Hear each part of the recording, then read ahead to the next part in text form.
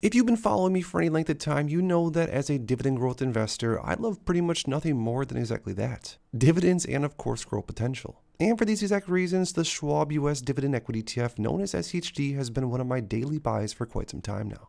Now, some of the reasons being that the total expense ratio is super cheap, so it doesn't cost much to own, and I'm a big fan of the methodology of the Dow Jones US Dividend 100 Index, which has screenings that are pretty rigorous and makes it hard for stocks to enter the index. Now, on top of that, SCHD has done pretty well historically as far as total return goes. Looking at just the ETF price return up around 170%, not even including dividends.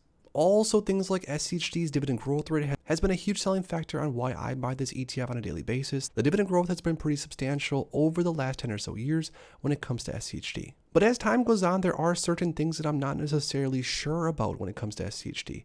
Things like the top 10 holdings. Currently right now, things like Amgen, AbbVie, Broadcom, Merck, Chevron, Pfizer, Cisco, Texas Instrument, PepsiCo, Verizon are the top 10 holdings out of around 100 different holdings or so.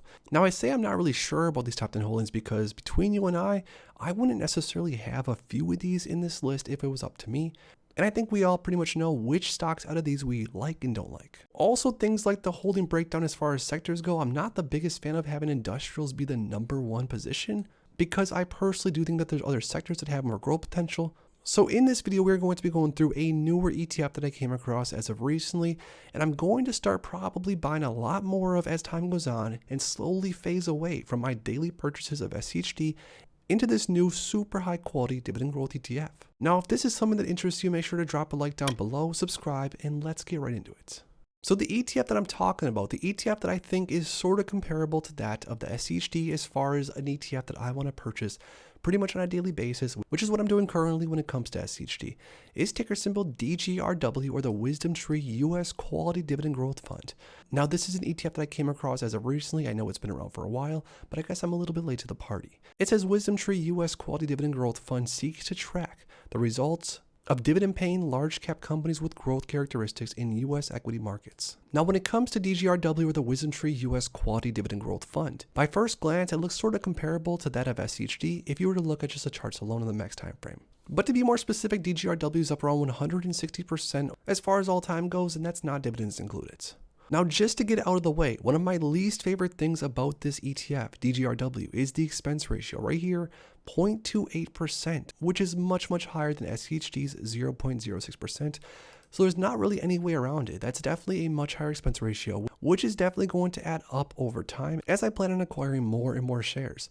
But that right there is probably, for the most part, the only thing about this ETF that I honestly don't like. Now, to get to the part of this ETF that I like the most, the holding breakdowns. I love this breakdown as far as sectors. Technology being 30.7% as of right now.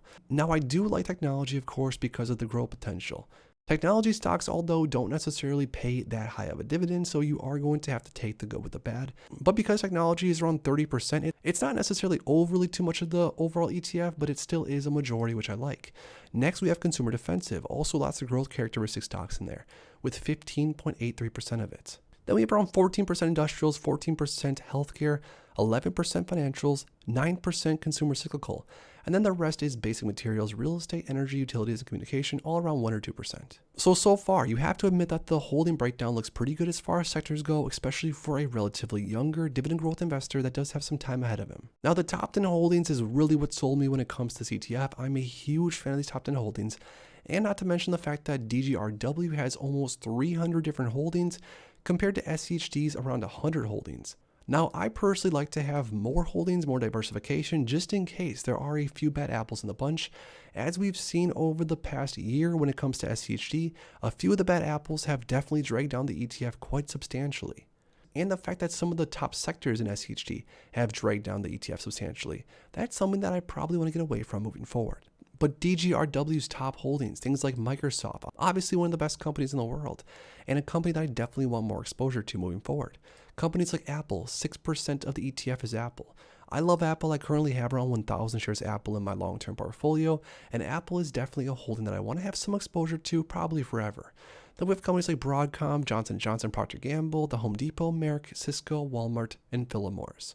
So there's a really good mix of super high quality companies. There are some in here that of course have giant starting dividend yields, like Philip Morris, which is definitely going to of course help the overall dividend yield of the ETF.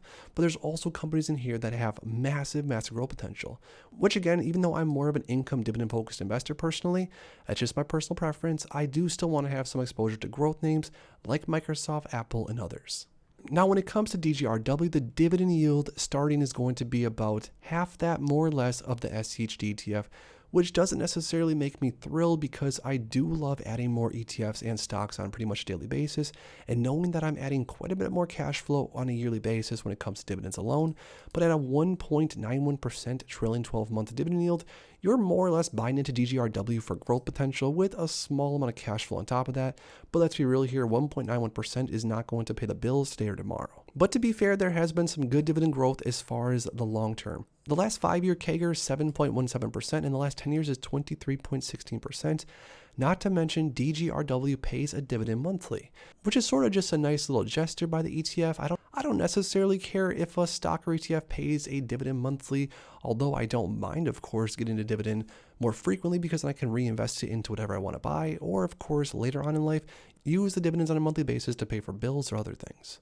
But all in all, looking at the monthly payouts from DGRW over the last, say, 10 or so years, they've been pretty steady, with some months, of course, being bigger than others, but there has been some pretty substantial dividend growth, at least over the last 2 years or so. So now you know some of the reasons on why I dislike SCHD in some cases, and also why I really like DGRW. So now I thought it'd be a little bit fun to sort of compare the two. Imagine we invested $10K into both, the SCHD ETF and DGRW ETF. And imagine we invested $10,000 into both of them back in 2014, January 1st. Now, before we see which ETF returned more and which ETF returned less, comment down below just as a guess which one you think returned more. On the count of 3, 1, 2, 3. So here we go with dividends reinvested. Remember, $10,000 invested into each one of these ETFs. So SCHD with dividends reinvested had a total return of 162%, with an average annual total return of 10.39%, and the $10,000 investment turned into $26,295, which is honestly very impressive. But DGRW, the $10,000 investment, had a total return of 182.23%, with an average annual total return of 11.19%.